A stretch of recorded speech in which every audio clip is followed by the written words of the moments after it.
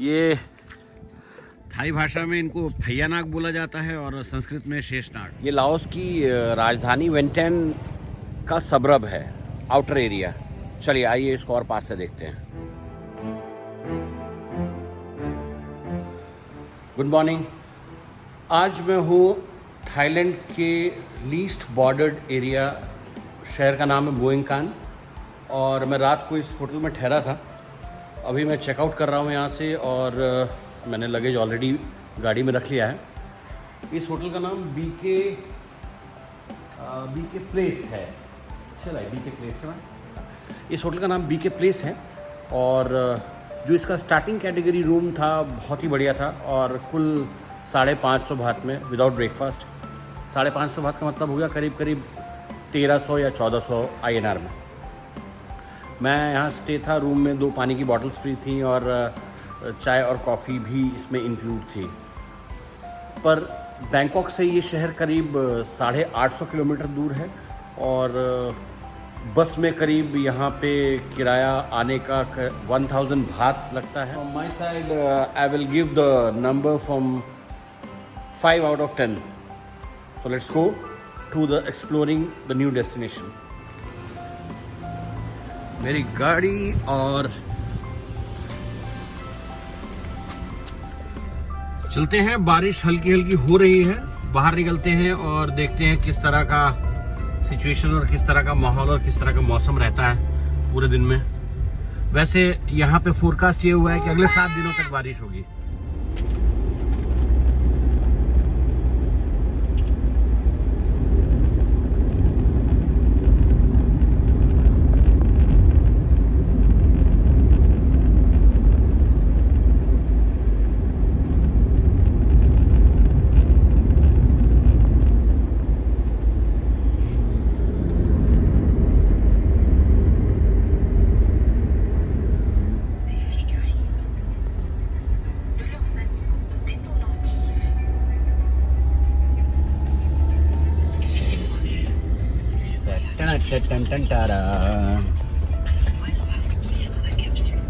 ये nurse aunty अपने Head northwest, then turn left. Turn left, then turn left.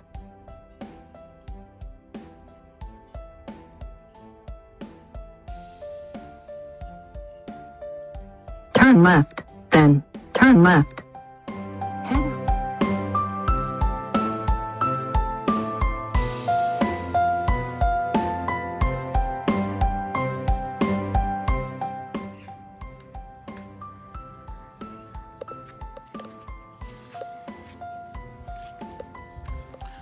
मैं इस समय खड़ा हूँ थाईलैंड के बॉर्डर पे। ये कोई ऑफिशियल बॉर्डर नहीं है। ये नदी थाईलैंड की सबसे बड़ी नदियों में से एक है जिसका नाम मेकोंग है। इस नदी का असल नाम कोंग रिवर है, पर नदियों को यहाँ पे माँ का नाम दिया जाता है कि मैं नाम, मैं इज़ मदर, नाम मीन्स वाटर एंड फिर नदी का नाम, यानी मैं नाम मेकोंग इज़ द नेम। और बड़ी हैरानी की बात बताऊं मैं आप लोगों को, ये जो सामने वो आप नाव खड़ी देख रहे हैं, ये लाओस यानी थाईलैंड का पड़ोसी देश है। इस देश की ये सीमा है। ये नदी थाईलैंड का बॉर्डर है, ये इसकी सीमा है इन दोनों देशों की। और ये जो नाव आप देख रहे हैं, ये नाव उधर जाने के लिए है और वो नाव भी इसी पर्पज से खड़ी हुई है। वो थाईलैंड में एक चीज़ बहुत स्ट्रेंज है। ये थाई भाषा में इनको फैयानाग बोला जाता है और संस्कृत में शेषनाग। शेषनाग का थाईलैंड की लोक कथाओं में और यहाँ के धर्म में हर बार जिक्र आता है और हर जगह उनकी पूजा होती है। आप किसी भी बौद्ध मंदिर में जाएंगे तो उसके स्टार्टिंग में वो नाग ही बना होता है। खैर, मैं ये बता रहा था कि लाओस के साथ इनका बॉर्डर सटा हुआ। थाईलैंड में जो नेशनल आईडी कार्ड वाला कॉन्सेप्ट है, दैट इज़ वेरी स्ट्रिक्ट। यहाँ कोई भी आदमी बिना आईडी कार्ड के आपको नहीं मिलेगा और आईडी कार्ड सिर्फ एक होता है। इंडिया में हमारे देश का दुर्भाग्य है कि इट्स वेरी अनफॉर्चुनेटली कि भाई आपको राशन कार्ड भी रखना है, आपको आधार कार्ड भी रखना है, आपको आईडी कार्ड भी रखना है, आपको पैन कार्ड भी रखना है और फिर उसके बाद में आपका वो वोटर आईडी कार्ड भी होगा। पर थाईलैंड में ऐसा कुछ नहीं है।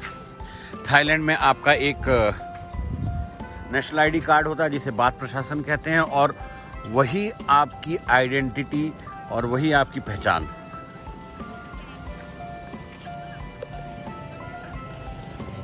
वेरी ब्यूटीफुल और बहुत ज़्यादा पानी होता है इस नदी में।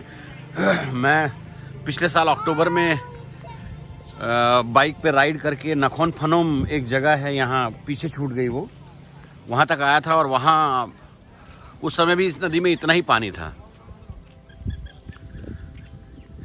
तो आप लोगों को मैं इस समय ये थाईलैंड में खड़ा होकर एक दूसरा देश दिखा रहा हूँ। ये बीच में इसकी सीमा और वो सामने लाओस।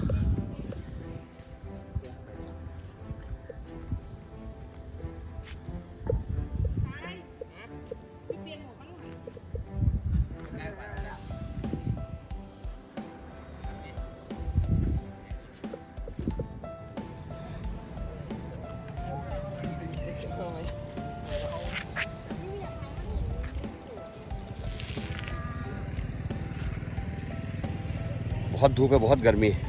और अभी मैं जिस शहर में जा रहा हूँ नोंगखाई, वहाँ से जो लाओस की राजधानी है वियंटियन, वो कुल 27 किलोमीटर का डिस्टेंस है नोंगखाई शहर से वियंटियन शहर तक का। बीच में फासला सिर्फ एक नदी का और वहाँ पे एक लाओ थाई फ्रेंडशिप ब्रिज है।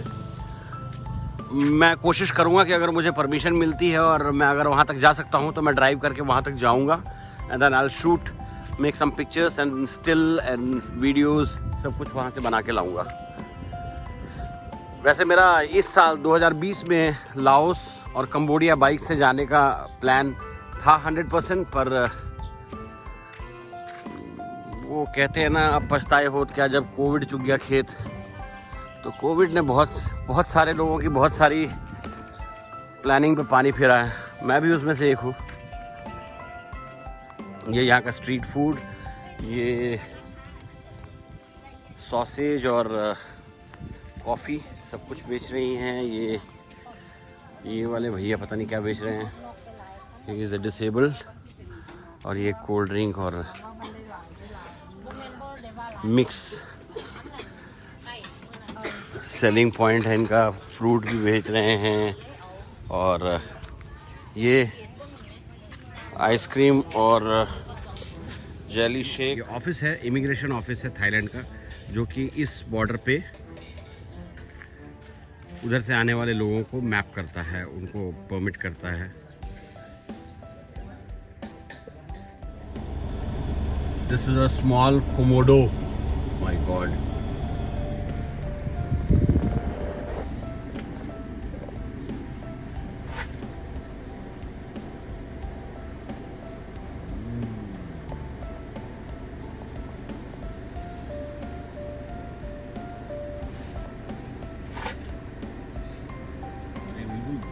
हाउस एरिया में है, ये किसी घर के बाहर ही खड़ा हुआ है। ये दरवाज़ा खुला ना होने के कारण ये अपनी एंट्री को किसी और रास्ते से करने की कोशिश कर रहा है।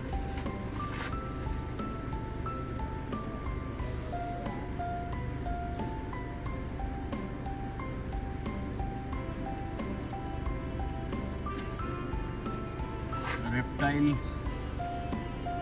फैमिली का मेंबर एक जो अभी तक देखा नहीं गया बेचारा।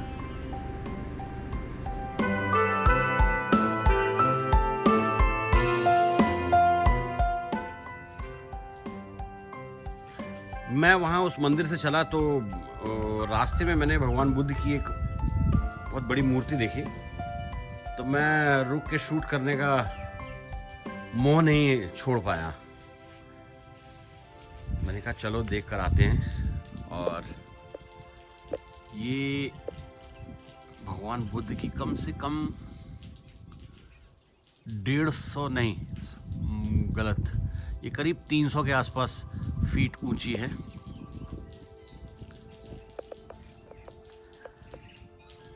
और ये सामने लाओस शहर है। माफ़ी चाहता हूँ, लाओस का बॉर्डर है। और इस गांव का नाम मैं पूछ के बताता हूँ, मैं भूल गया। मेरे साथ एक बौद्ध भिक्षु हैं, ये लेडी हैं। She is lady and in Thai language it's called मेशी। मेशी जैसे हम बौद्ध भिक्षुओं को मॉन्क कहते हैं या बौद्ध भिक्षु कहते हैं, महिला बौद्ध भिक्षुओं को मेशी कहा जाता है थाई भाषा में। आइए उनसे पूछते हैं और उनसे बात करने की कोशिश करता हूँ। सवादी खाब สาธุครับคุณเมชีครับนี่ประเทศลาวใช่ไหมใช่ประเทศลาว นี่เมืองแล้วก็บ้านไหม เนี่ยแหละบ้านเมืองของทางลาวเนี่ยแหละ ใช่รู้จักชื่ออะไรครับ ไม่ชินไม่รู้จักชื่อหรอกว่าตรงนี้มันอยู่ในเขตอะไรของลาว แล้วก็ตอนนี้อยู่แม่น้ำขึ้นไหม ขึ้นน้ำขึ้นตอนนี้น้ำขึ้นมากเลยตอนเนี้ย ก็อยู่ประเทศจีนแล้วประเทศจีนน้ำท่วมด้วย ใช่ประเทศจีนน้ำท่วมน้ำมันเกิดภัยพิบัติไงตอนนี้ภัยพิบัติทั่วโลกแหละ ใช่ เพราะฉะนั้นเราจะต้องอยู่กับบุญก็คือความดีไงตั้งใจทำความดีบุญก็จะคุ้มครองคนดีให้อยู่กับบุญอยู่กับสิ่งที่ดี ตอนนี้น้ำก็ไม่ น้ำก็จะขึ้นเรื่อยๆนะขึ้นเรื่อย ใช่ไหม ๆอือหือเนี่ยดูสิ พี่เมชิที่นี่ มาเรื่อยๆเลย พี่เมชิที่นี่นานแล้วใช่ไหม แม่ชีมาอยู่ที่นี่ไปได้2 ปีแล้วล่ะ 2 ปีอ๋อ แต่ พี่ แม่ชีเป็นคนเนี่ยแหละชลบุรีศรีราชาเนี่ยแต่เกิดอะกรุงเทพแต่มาอยู่ศรีราชาชลบุรีนานแล้ว บ้านเมชิอยู่กรุงเทพใช่ไหม ใช่ โอ้แล้วก็ไปวัดอยู่ศรีราชา ใช่ ตอนนี้ที่นี่ใช่ไหม ตอนนี้มาอยู่นี่แล้วครอบครัวแม่ชีจะมาอยู่ที่อีสานนี่ละ อีสาน หนองคาย แล้วก็อีสานสวยมากนะ ใช่ได้อยู่สงบเย็นร่มเย็นแล้วก็คนดีๆทั้งนั้นเลย พี่ที่นี่สบายไหม ฮะ สุขสบายไหม ดีมาก สดชื่นที่เนี่ยแล้วก็บรรยากาศดีแล้วก็ธรรมชาติสดดีมากแล้วคนก็ดี ใช่คนไทยก็ดีประเทศไทยก็สวยมากแล้วก็คนดีมากนะ ใช่ ผมก็ประมาณ10 ปีกว่าแล้ว ที่มาอยู่ประเทศไทย ใช่ครับประเทศไทย จริงๆแล้วพัทยาไม่ค่อยน่าอยู่เท่าไหร่นะแต่มันเป็นเมืองธุรกิจเนี่ย เยอะคุณจีนก็เยอะคุณ แต่เป็นเมืองธุรกิจ ทัวริสต์นี่แขกมาอินเดียเยอะที่นู่นพัทยาโอเคนะคุณเมซี่ ค่ะ คุยก็ขอบคุณมากนะครับสาธุครับข คุ้ อบ ม คุณ ครองโชคดีค่ะ ขอบคุณ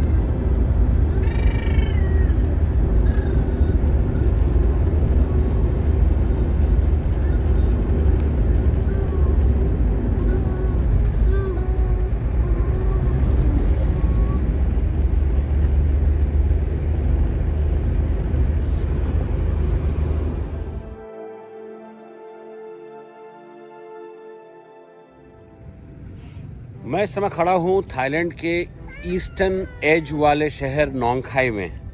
मेरे पीछे वही मैकोंग रिवर और उसके पीछे लाओस का एक शहर। ये लाओस की राजधानी वेंटेन का सबरब है, आउटर एरिया। चलिए आइए इसको और पास से देखते हैं।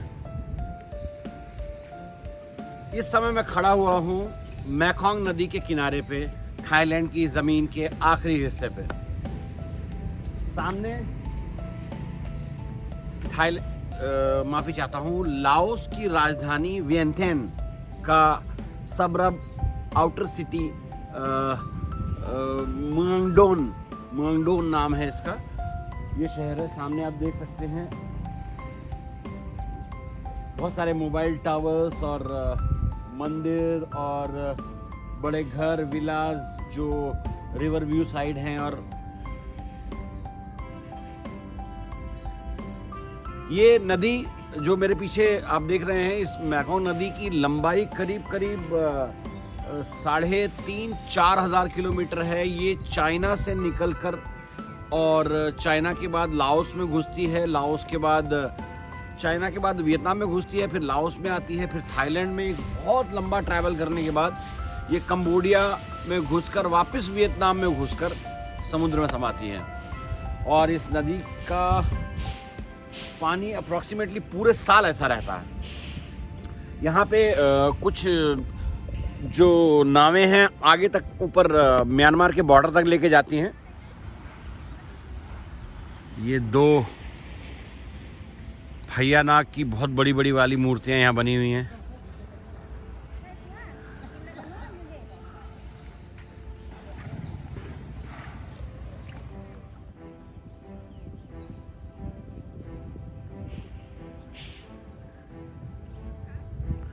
एक समय में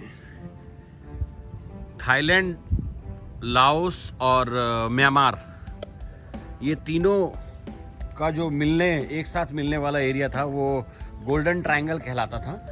इस समय मैं ईस्टर्न थाईलैंड में हूँ और ये नदी जहाँ मैंने एक बार गोल्डन ट्रायंगल पे जा कर के वहाँ मैं एक रात रुका था, वो जगह गोल्डन ट्रायंगल इसलिए कहलाती है कि आज से 20-25 साल पहले ड्रग्स की बहुत ज़बरदस्त तस्करी वहाँ पे होती थी, स्मगलिंग होती थी। और ये नदी एकदम सिल्क रूट मानी जाती थी ड्रग्स को इधर से उधर और इधर से इधर करने के लिए। पर अब इन दोनों सरकारों ने, थाईलैंड ने, म्यांमार ने और लाओस ने, सबने मिलकर इस पर बहुत ज़बरदस्त तरीके से काबू पाया। अब अगर आप थाईलैंड में ड्रग्स के साथ पकड़े जाते हैं तो आपकी मौत की सज़ा तय है। आपको एक और ख़ास चीज़ दिखाता हूँ।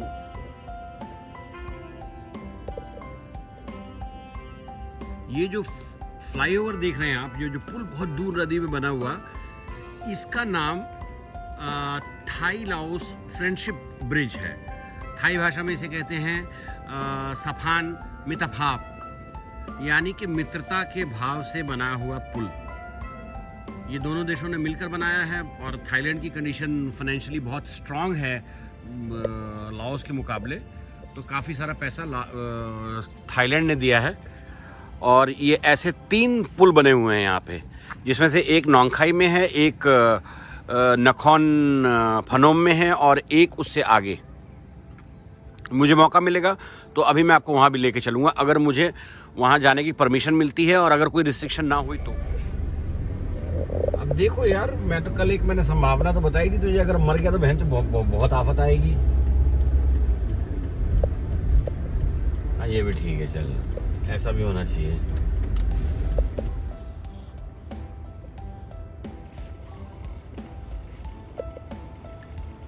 ये लाओस से आता हुआ ट्रक,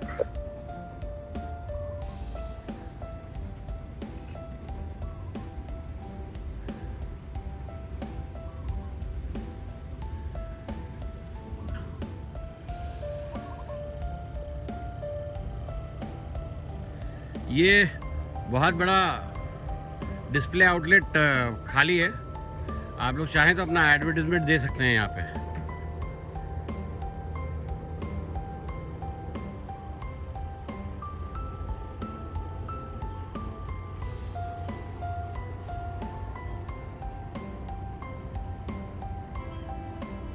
मेरा प्लान था कि मैं बाइक से ये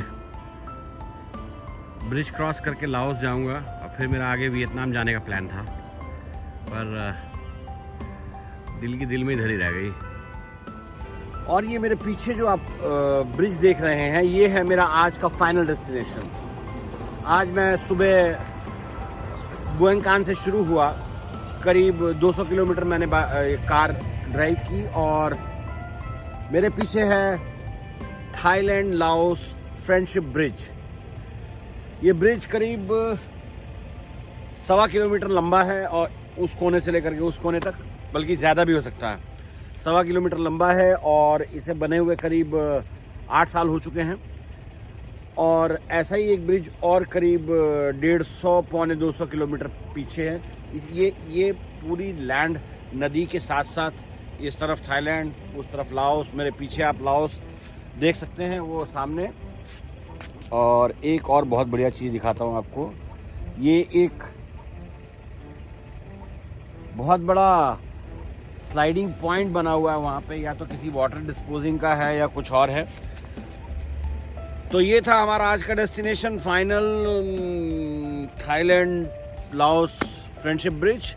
अब मैं चलता हूँ उस अगले डेस्टिनेशन के लिए जहाँ पे मैं रात को रुकूंगा भी, और एक और बहुत शानदार चीज़ आपको दिखाऊंगा जो यूजुअली इंडियन मार्केट में इंडियंस ट्रैवलर्स को नहीं मालूम है। ये मेरी गारंटी है, क्योंकि जैसा कि पीछे नागा केव जो स्नेक केव थी, वहाँ जाने वाला मैं पहला इंडियन था। और स्काई वॉक पे भी जो मैं आपको लेके जा रहा हूँ, sky walk is also very less Indian presence over there. तो अभी यहाँ से करीब मुझे 80 किलोमीटर दूर और जाना है, और मैं जाऊँगा और रात को वहीं रुकूँगा, और सुबह फिर आपको दिखाता हूँ मैं एक नई चीज़, नई जगह, नई जानकारी, नई इन्फॉर्मेशन के साथ। Stay connected.